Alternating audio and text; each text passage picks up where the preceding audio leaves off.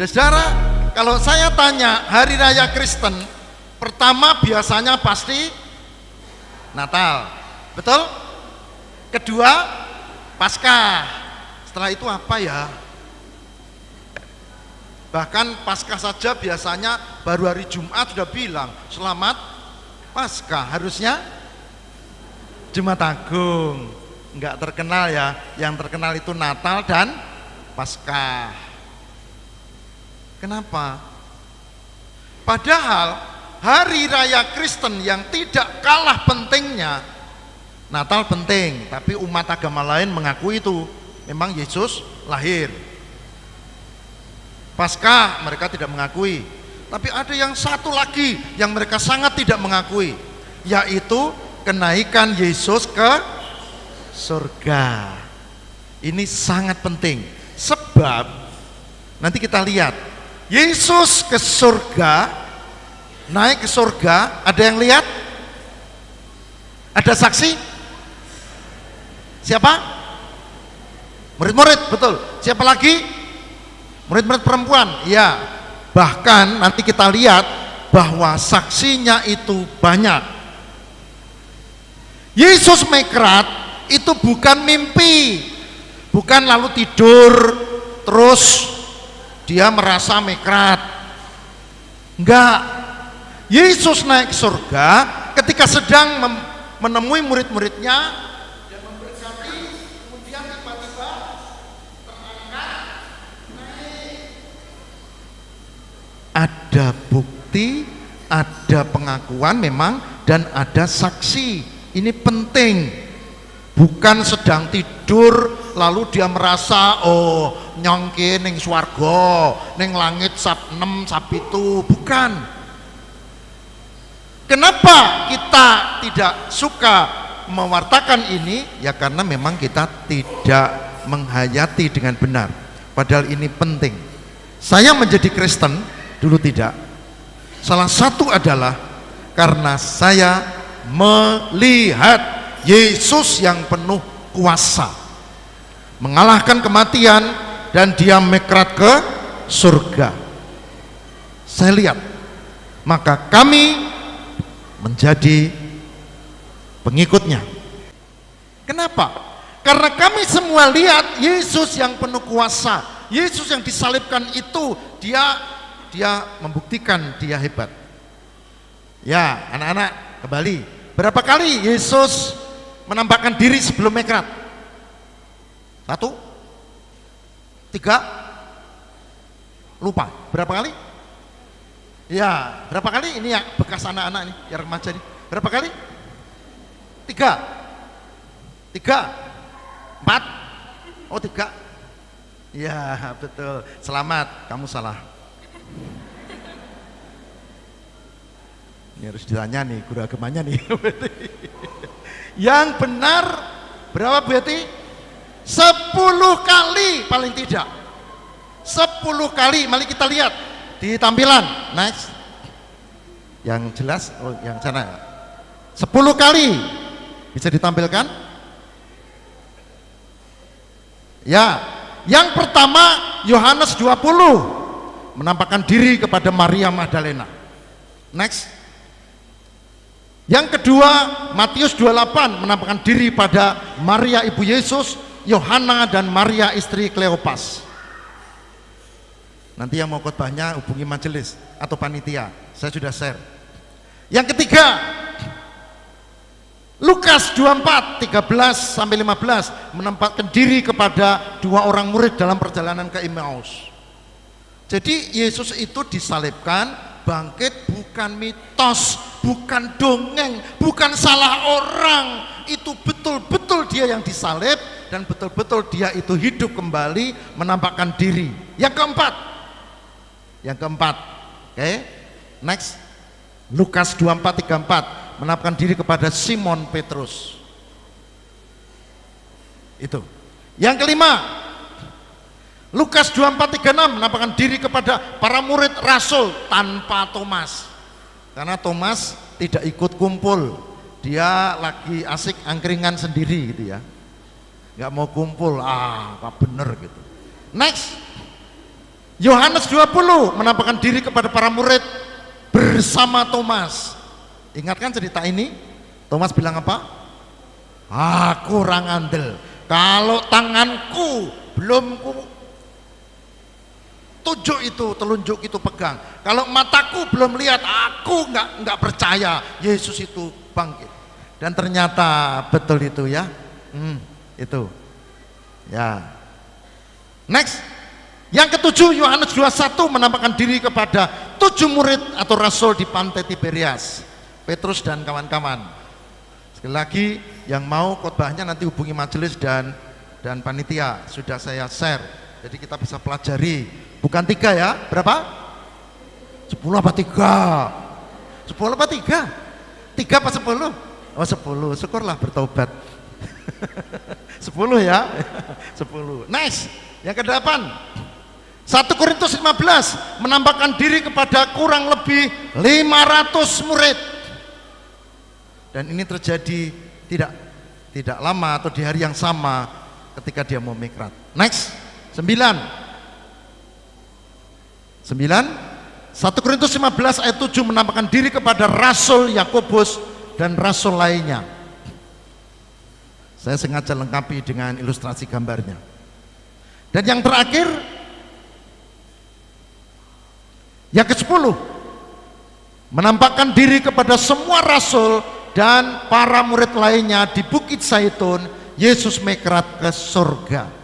Dan nomor 10, nomor 9, nomor 8 itu rentang waktunya sangat mepet.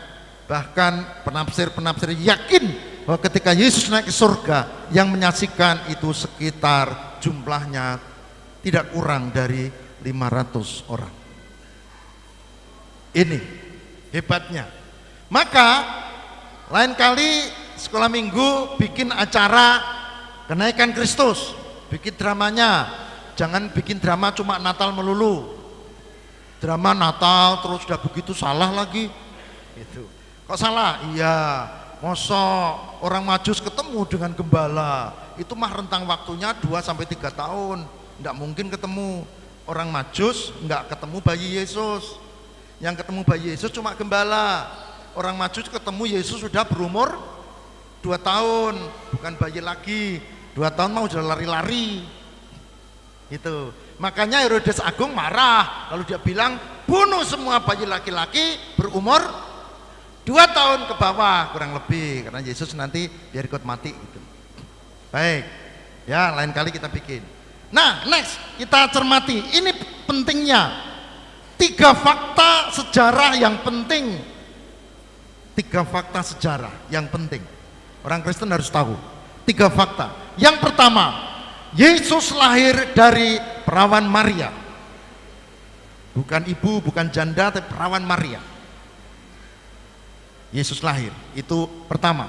Orang agama lain ngerti dan mereka mengimani yang pertama. Yang kedua, Yesus disalibkan dan wafat. Hanya yang beriman Kristen. Yang lain bilang salah orang lah. Kalau ditanya salah siapa? Ada yang bilang Yudas. Jangan ngawur loh. Yudas itu sudah bunuh diri sebelum Yesus disalib. Ya orang lain lah siapa? Yang enggak kenal. Alah. Itu ya, yang macam-macam lah. Itu yang kedua, Yesus disalibkan dan wafat. Pasti saksinya banyak. Gitu. Jadi nggak mungkin orang yang 5 abad kemudian 1 abad 100 tahun, 5 abad 500 tahun, tidak mungkin orang yang 500 tahun kemudian meralat apa yang benar lalu dibilangnya salah. Nggak mungkin. Oke, ini kita supaya paham. Jangankan 5 abad, sekarang aja kita tidak tahu detail tentang cerita Bung Karno, ya belum sampai 5 abad. Jadi ini pasti harus ada fakta. Baik, Yesus naik ke surga, mikrat secara nyata, bukan bermimpi. Ini fakta-fakta penting. 3 plus 1 ya, 4 ya, 4 fakta penting. Nah, Bapak Ibu, mari kita lihat berikutnya. Ini pesan penting. Next. Ini yang 3 makna penting mikrat Yesus ke surga. Kenapa tadi saya katakan ini penting? Begini Bapak Ibu, kalau cuma Natalan, orang lain toh yang ngerti. Kalau cuma Jumat Agung, orang lain ya meskipun tidak menerima, toh masuk kalender juga. Paskah sekarang makin terkenal, tapi Yesus naik ke surga itu terlupakan. Anak-anak, saya tanya, kalau tadi disuruh ngisi cepet, saya yakin sedikit atau hampir tidak ada yang menuliskan hari raya ini. Paling Natal dan Paskah. Yang pertama, Yesus menyelamatkan orang beriman. Yesus naik ke surga, yang dibilang apa?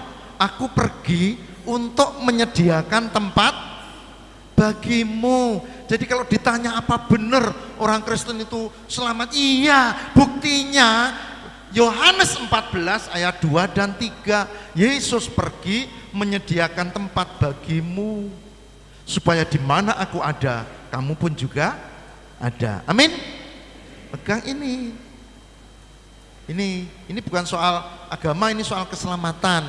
Nah, makna kedua, Yesus menyertai kita hidup orang beriman dengan Roh Kudus.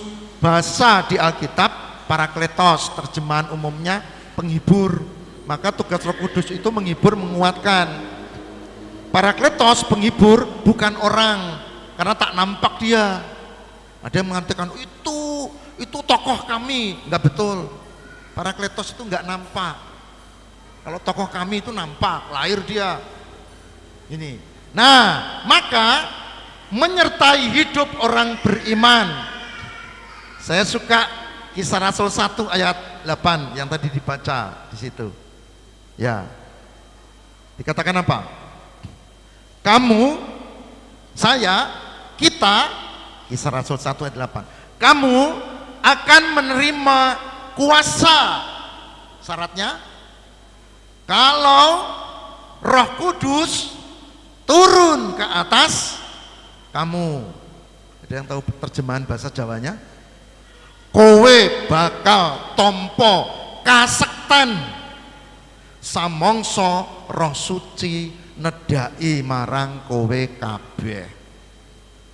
Maka memang pantas orang yang beriman Kristen ini beda dengan yang lain.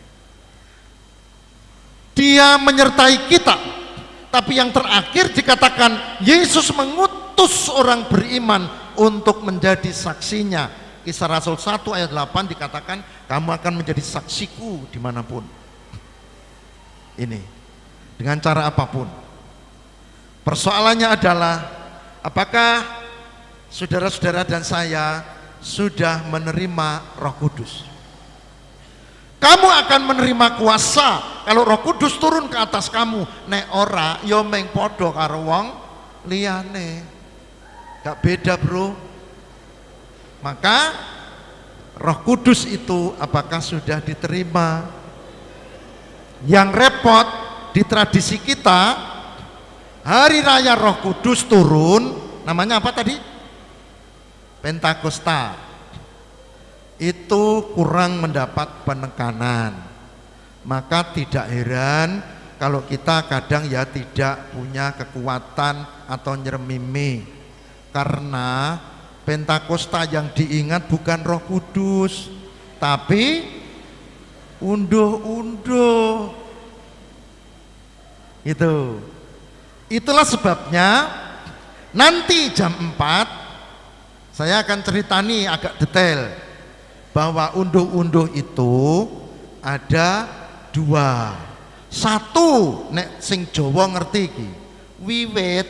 Wiwit itu orang mau panen lalu diambil dikit-dikit terus didongani, itu wiwit.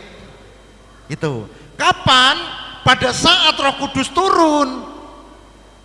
Pada saat Roh Kudus turun itu orang kumpul mau wiwit. Wiwit itu sudah mulai belum? Belum. Gitu. Mulainya kalau tradisi sana itu sekitar awal Oktober. Maka panitia atau kita silahkan berkunjung ke Kutoarjo.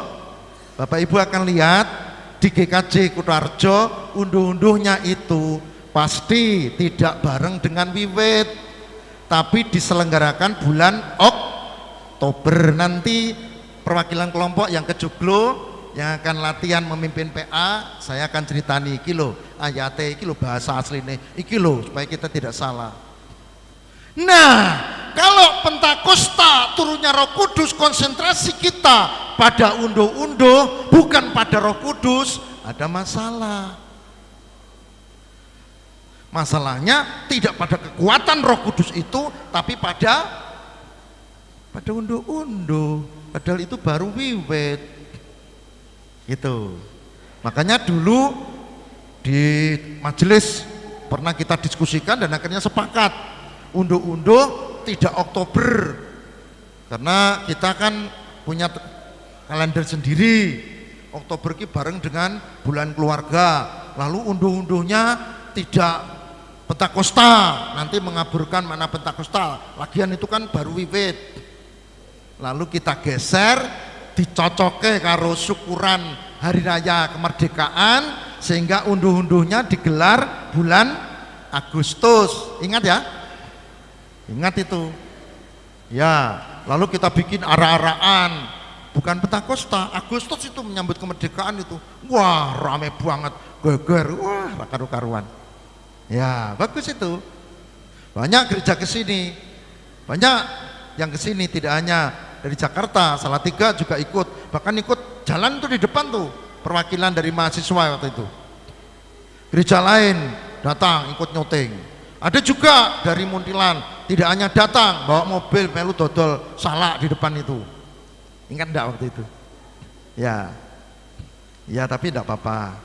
Ya, enggak apa-apa. Kita akan rayakan 28 nanti, tapi saya pesen jangan cuma unduh-unduhnya. Yang penting justru Roh Kudusnya. Tolong jangan dilupakan itu. Sebab kalau gereja melupakan Roh Kudus, Kisah Rasul 1 ayat 8 mengatakan, kamu tidak akan punya kuasa kalau tidak Roh Kudus yang turun ke atas kamu. Maka Roh Kudus yang utama.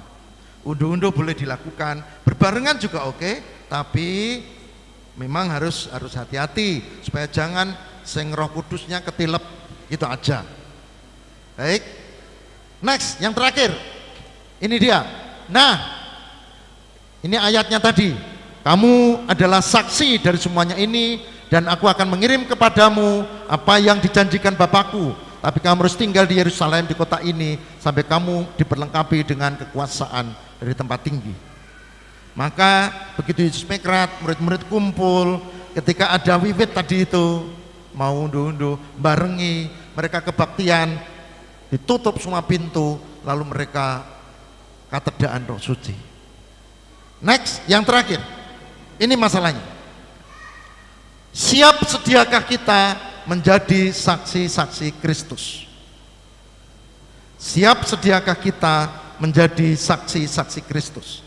Kita bisa mengatakan siap, tapi masalahnya bukan itu. Siap itu harus dengan action, dudu omongan.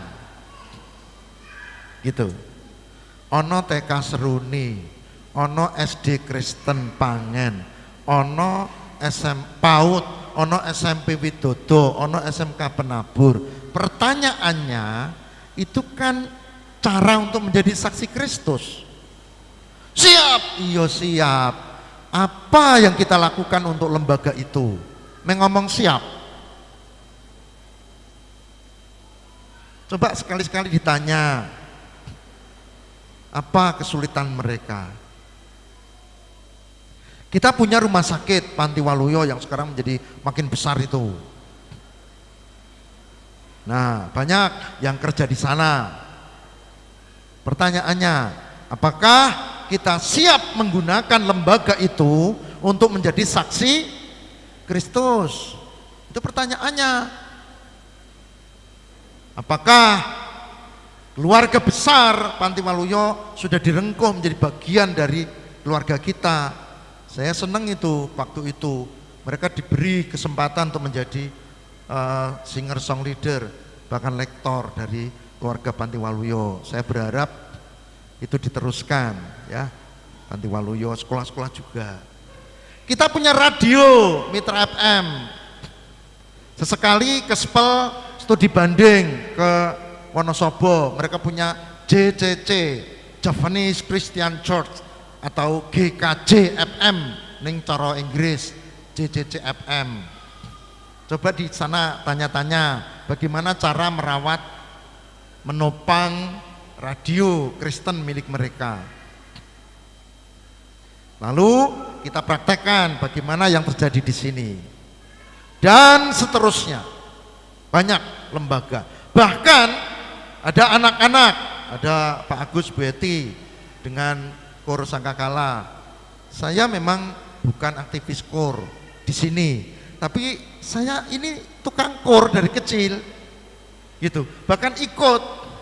Saya ngerti kalau bikin KOR anak-anak wangel, ya Bu ya, ngelatihnya itu nyontoni, ngajak disiplin, mongko anakku igu mantong wong tuane. Maka saya memahami kalau Bu Eti itu mendapat label yang bagus, bisa mengajari anak-anak KOR, tor galak. Ya, karena anak ijen gue kali-kali ya ngerusak. Kalau KOR itu anak izin kan rusak kancane. Gitu. Nanti kalau diberhentikan sakit hati, kalau enggak rusak, repot itu.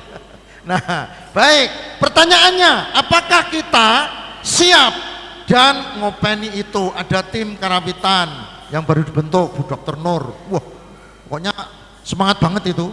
Latihan pertama, kedua semangat, ketiga mundur jam ya Bu ya. Kolintangnya mana? Kita repot-repot beli kolintang. Tapi puji Tuhan, kolintang sudah kita simpan di SMK Penabur. Ning nak kolintang rato ditutuk mesti rusak. Coba aja Bapak Ibu beli mobil yang bagus lah. Ning ora tahu dipanasi, ora tahu dinggo. Rusak ndak? Rusak. Siapkah menjadi saksi Kristus? Siap. Omongan pena, ngelakoni, itu masalahnya. Amin.